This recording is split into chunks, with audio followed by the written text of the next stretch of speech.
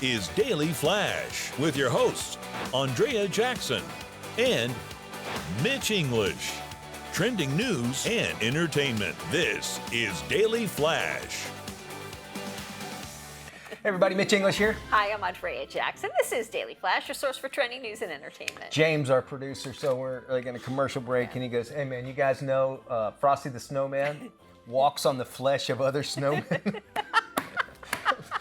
Merry Christmas, buddy. Oh, James. That comes from good parenting. I love it. I love it. That comes from good. Wouldn't y'all agree? Yes. Yeah. There's a new survey out. 59% of parents out there follow their own parents' advice when it comes to parenting. That's a lot. I would think 59%, right? Yeah. So they follow what they were taught in their life. They talked to 4,000 American and Canadian parents and asked them these questions. Do you follow your parents' advice or don't you?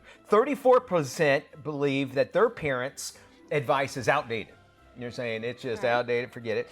And 59%. The opposite side of that, 41% actually have different ideas about raising their kids. Here's the interesting part about it all, that 83% of those that they surveyed about this all said they actually still value their own parents and what they learn. They just say, you know what, but the way they taught me is outdated now. But they value what their parents gave them to. So it's not that they're just like, oh, my parents were all, well, what, 17% think they do, but 83% say, I'm glad what my parents had taught me, but I feel that now it's a different time. So it's interesting, right? I do question whether we're kind of heading down a weird path where these kids seem to be the ones that are in charge of the household and not the parents. Spare the rod, spoil the child, are you saying? Yes, pretty much. I mean, if it was my dad, it was cheaper to buy the Winstons by the carton than an individual.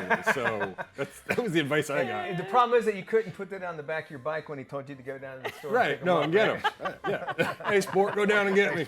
Winston 200s. Then didn't they change the legal age to buy cigarettes and that sort of changed? Yeah. Then he had to go get his own.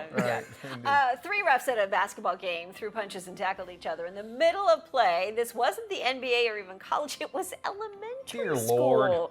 The brawl broke out on the Colorado court while fourth grade players were passing the ball. Two of the refs walked toward each other as one takes a swing before a third runs over and tries to tackle one to the ground. Two men in plainclothes run onto the court. They try to break it up. One holds a ref back as the other two wrestle around the floor. A fourth ref runs in to try and calm the situation. Thankfully, no one was hurt. No kids or parents were involved in this brawl. And the three refs have all been suspended and I'm guessing likely fired. I think they should. It's just showing you bad. We're trying to teach our kids about sportsmanship and just acting, professionally or just, the way you're supposed to treat other people, by all means. This is not a good idea. And how do you respect somebody that you're saying, well, you just beat the crap out of him. Why can't I push this kid on the court? Think about that. That's a great point. All the kids standing on the sideline, they're just sort of watching in amazement. All right. I have some advice from you guys. If this ever, I'm going to show you a video, y'all. Okay. If this ever happens to me, if I'm on a Zoom, don't tell me what's behind me.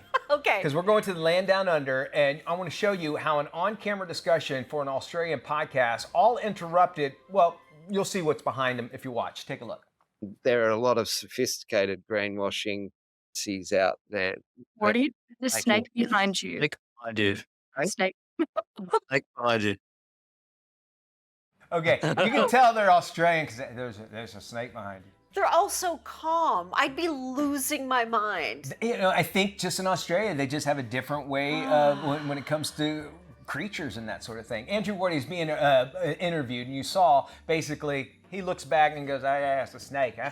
And it was a carpet python. They're non-venomous. And pythons wrap around you anyway, so it takes a while. That's how you kill it. But the only person I think that would react normally around here would be our friend Savannah from Gatorland. Oh, yeah. She'd be like, "Oh, look, I'm going to go pet it." She would go up and get it. Yeah, 100%. And I think there's people that have, I think in Australia, they're just used to it. It's just like if I saw a spider, it probably wouldn't bother me. I guess that's the only way that I can relate. Well, here in Florida, it's very, there are a lot of critters. It's very buggy. And of course, we have the alligators. But I feel like Australia takes it to an entirely different level. Absolutely.